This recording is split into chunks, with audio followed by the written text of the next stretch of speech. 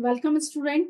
आज हम न्यूमेरिकल के बेस पर समझेंगे कि ट्रायल बैलेंस हमें किस तरीके से बनाना होता है, ट्रायल बैलेंस का फॉर्मेट क्या होता है और इससे हमें क्या गेन होता है, ये हमें आगे किस तरीके से यूजफुल होगा। ठीक है, आप देख सकते हैं कि न्यूमेरिकल आपके सामने है। Anil started business with cash 8,000। अगर हमने कैश स्टार्ट के थ्रू बिजनेस स्टार्ट किया है तो हमारी जनरल एंट्रीज क्या बनेगी? Cash account debit to capital account. Narration हम लिखेंगे being started business with cash 8,000। ठीक है, अब सेकंड एंट्री आपकी क्या है? Purchase furniture 1,000। अगर आपने फर्नीचर को परचेज किया है तो ये हमें क्लियर है कि जब हम फर्नीचर परचेज करते हैं तो फर्नीचर वर्ड यूज करते हैं, ना कि परचेज। तो furniture account debit to cash account. Cash हमने दिया हुआ है क्योंकि यहाँ पर कुछ नहीं लिखा है ऐसा कि बैंक से आपने पेमेंट किया है, कितना? 1,000। ठीक है, नेक्स्ट आपकी एंट्री परचेज गुड्स 6,000। अगर आपने गुड्स परचेज किया हुआ है तो purchase account debit to cash account 6,000। Sold goods 7,000 कि आपने गुड्स को सोल्ड किया। हम क्यों परचेज करते हैं गुड्स को? क्योंकि हमें उस गुड्स को सेल करना होता है। तो एंट्री क्या होगी हमारी? Cash account debit to sales account 7,000। आपका डेबिट में भी आ जाएगा और क्रेडिट में भी आ जाएगा। परचेज फ्रॉम राजा। अब राजा वर्ड यूज हुआ है, मतलब कि हमने ये क्रेडिट में ट्रांजेक्शन किया है। Purchase account debit to Raja account 4,000। Sold to Somu. Somu को हमने सोल्ड किया, तो सोमू को अगर हमने सोल्ड किया है तो हमारी एंट्री क्या बनेगी? जहां हमें कैश लिखना था उसके जगह हम सोमू लिखेंगे। तो Somu account debit to sales account. ठीक है, जब भी हम नाम यूज करते हैं तो इसका मतलब होता है कि ये हमने क्रेडिट में किया। पेड रेंट, रेंट हमने पेड किया है तो rent account debit to cash account. Clear? Receive commission 100। तो रिसीव हमने क्या किया? कमीशन। ये कमीशन किस में आता है? नॉमिनल अकाउंट में आता है। ठीक है, तो ये क्रेडिट में जाएगा आपका और कैश डेबिट में। Cash account debit to commission account 100। इस तरीके से आपने अपनी सारी जर्नल एंट्रीज बना ली। जर्नल एंट्रीज बनाते समय आप ये देखिए कि आपने कौन कौन से अकाउंट को ओपन किया है। जैसे हमने पहला कैश अकाउंट को ओपन किया है, फिर हमने कैपिटल अकाउंट को ओपन किया है, फिर फर्नीचर अकाउंट को ओपन किया है, फिर हमने परचेज अकाउंट को ओपन किया है, फिर हमने सेल्स अकाउंट को ओपन किया है। कैश को हम रिपीट नहीं करेंगे, एक बार हम काउंट कर चुके हैं तो कर चुके हैं। सेल्स को अकाउंट को ओपन किया है, फिर हमने राजा अकाउंट को ओपन किया है, रामू अकाउंट को सोमू अकाउंट को ओपन किया है, फिर आपने रेंट अकाउंट ओपन किया है, कमीशन रिसीव अकाउंट ओपन किया है। जितने भी आपने अकाउंट ओपन किए हैं उन सब के अब हम लेजर प्रिपेयर करेंगे। लेजर प्रिपेयर करेंगे तो हमें उसमें क्या करना होगा कि हमें सारी सब एंट्री देखनी है। फर्स्ट लेजर हम बना रहे हैं कैश अकाउंट का, तो हम ये देखेंगे कि कैश में हमारी कितनी एंट्री है। तो फर्स्ट एंट्री आपकी है टू कैपिटल। लेजर का जो वीडियो हमने बनाया था उसमें हम समझ चुके हैं, हम यहाँ एक रिवीजन कर रहे हैं। तो अगर हमने कैश ऊपर टॉप पर लिख दिया है कि कैश अकाउंट हम बना रहे हैं तो उसकी सब एंट्री है।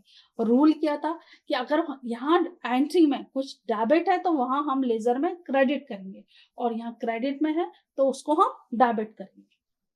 टू कैपिटल अकाउंट, ये क्या होगा? यहाँ क्रेडिट में है तो लेजर में कहाँ चला जाएगा? ये डेबिट साइड चलेगा। डेबिट साइड कौन सा होता है? लेफ्ट हैंड साइड आपका हमेशा डेबिट साइड होगा, तो कैपिटल अकाउंट होगा। फिर कैश के अकाउंट में कौन सा? फर्नीचर है, तो फर्नीचर यहाँ डेबिट दिया है तो वहां कहाँ चला जाएगा? लेजर में क्रेडिट साइड जाएगा। क्रेडिट में हम क्या लगाते हैं? B by furniture. Okay, then purchase भी आपका क्या होगा? डेबिट है तो लेजर में क्रेडिट साइड जाएगा, by purchase account. Then cash to sale, तो टू सेल क्रेडिट है तो वहां लेजर में कहा चला जाएगा? वो वहां पर डेबिट साइड जाएगा।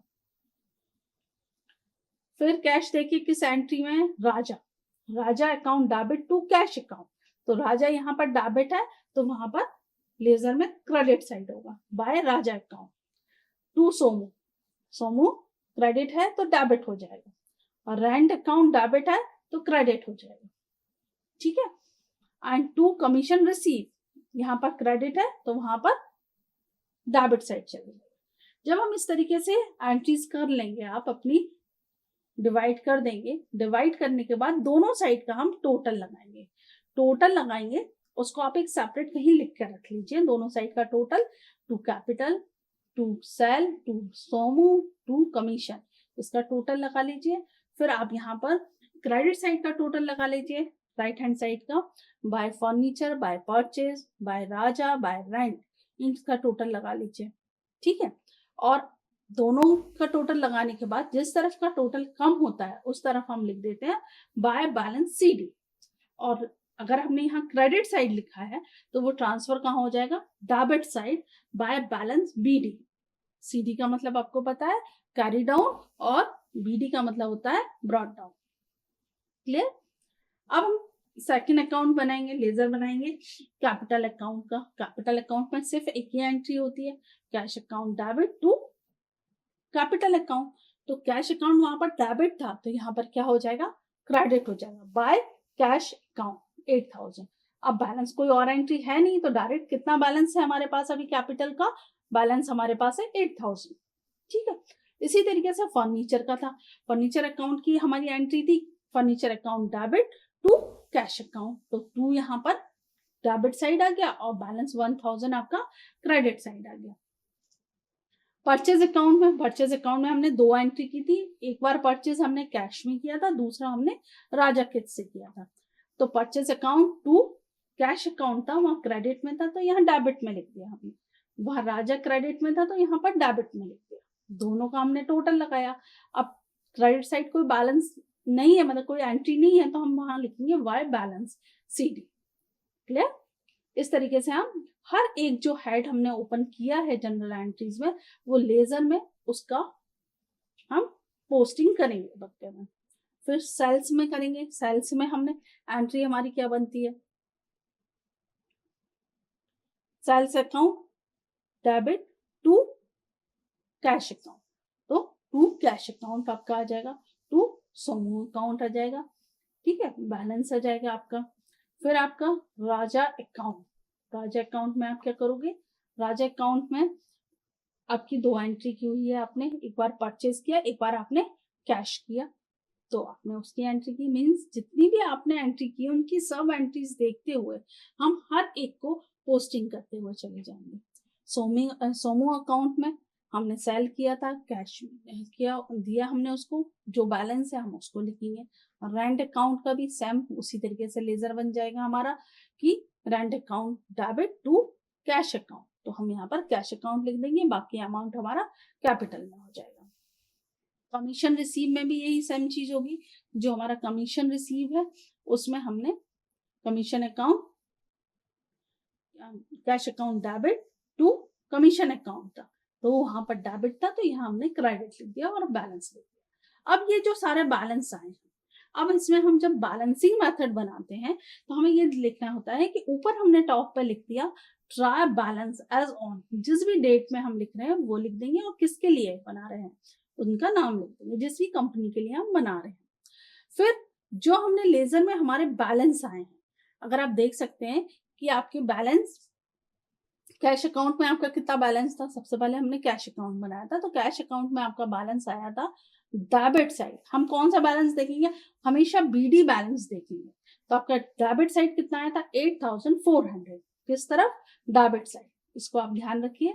और ट्राई बैलेंस को बनाते समय आपको डेबिट साइड ही कैश का बैलेंस लिखना है 8400। ठीक है, अब हम देखते हैं कि कैपिटल में हमारा बैलेंस कितना आया था, क्योंकि हमने कैश के बाद कैपिटल अकाउंट बनाया था, तो हमारा BD ही देखेंगे हमेशा, BD बैलेंस आया था 8000, किस तरफ था, क्रेडिट साइड, तो हम 8000 कहाँ लिखेंगे ट्राई बैलेंस में 8000। ऐसे फर्नीचर में हमारा 1000 बैलेंस आया था, फर्नीचर का 1000 हमने लिख दिया डेबिट साइड।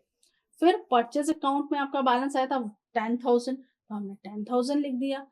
10000 लिखने के बाद आपने नेक्स्ट देखिए, परचेज के बाद आपने क्या बनाया था, सेल्स अकाउंट बनाया था, सेल्स अकाउंट में 12000 था, राजा में 1500 था, तो हम इनको भी वहां पर लिखते जाएंगे, हर एक का नाम लिखकर जहां हमारा बैलेंस आया हम वहां पर पुट करते जाएंगे। जब हम बैलेंस को लिख देंगे, जितने भी अकाउंट हमने ओपन किए थे उनके बैलेंस लिख देंगे। बैलेंस लिखने के बाद टोटल लगाएंगे। जब हमारा टोटल इक्वल आएगा मतलब कि हमारा ट्रायल बैलेंस सही बना है। अगर टोटल इक्वल नहीं आता है तो हमारे कहीं ना कहीं कोई मिस्टेक हुई है। देखिए, जब हम लेजर बना रहे थे तो हमारे पास बैलेंस आ रहे थे, पर जब हम ट्राई बैलेंस बनाएंगे तो हमारे पास कोई भी बैलेंस नहीं आएगा, क्योंकि इसका फॉर्मेट ही है कि आपका particular amount debit, amount credit. जो आपका वहां पर डेबिट में बैलेंस था वो आपने डेबिट में लिखा, जो क्रेडिट में बैलेंस था वो आपने क्रेडिट में लिखा, और सबका टोटल लगा दिया और इक्वल आ गया। मीन्स आपका जनरल एंट्रीज, लेजर और try balance everything is clear, आपका बिल्कुल सही बना हुआ है। ठीक है, ये ट्राई बैलेंस आपने बनाया बैलेंसिंग मेथड पर। अब आप बनाएंगे इसको टोटल मेथड पे। टोटल मेथड पे आप देखिए कि दोनों साइड का जो टोटल था, मैंने कहा था आपसे लेजर बनाते समय कि जो भी आपका बैलेंस आ रहा है दोनों साइड का वो लिखते रहिए, क्योंकि जब आप बैलेंस निकालते हैं, अगर आप 18,100 में से माइनस करेंगे 9,700 तो आपका बैलेंस कितना आ रहा था 8,400, मतलब कि आपका इतने का डिफरेंस था। तो वो जो डिफरेंस था जिसके लिए आपने अकाउंट इक्वल करने के लिए डिफरेंस बैलेंस लिखा था, वो डिफरेंस वो आपने बैलेंसिंग मेथड में लिखा है। पर टोटल मेथड में डेबिट का टोटल एंड क्रेडिट का टोटल आपको लिखना रहेगा। तो आप जब दोनों साइड के टोटल लिख देंगे, कैश के, कैपिटल के, फर्नीचर, परचेज, सेल, राजा, सोमू, रेंट और कमीशन रिसीव, जब दोनों साइड का टोटल आप लिखेंगे और फिर इक्वल करेंगे तो आपका नीचे का टोटल, डेबिट का टोटल एंड क्रेडिट का टोटल इक्वल आएगा। क्लियर? जब इक्वल आएगा मतलब हमारा सही है। तो बेसिक डिफरेंस क्या रहा हमारे बैलेंसिंग मेथड में और टोटल मेथड में? बैलेंसिंग मेथड में हमने जो बैलेंस निकाला है डेबिट एंड क्रेडिट साइड का टोटल कर कर वो हम लिखते हैं। बैलेंसिंग मेथड में बैलेंस अकेला लिखते हैं, और टोटल मेथड में दोनों साइड का जो टोटल, डेबिट का टोटल और क्रेडिट का टोटल जो आ रहा है उसको लिखते हैं। इस तरीके से दोनों मेथड के थ्रू हम ट्रायल बैलेंस बना सकते हैं और टैली कर सकते हैं कि हमारा क्वेश्चन सही है या नहीं है। तो अगर आपने जनरल एंट्रीज सही बनाई है, लेजर सही बनाई है, तो डेफिनेटली आपका ट्रायल बैलेंस का टोटल सही आएगा। मतलब हमने अभी तक recording, classify and summarising data करना सीख लिया है। Okay, thank you very much.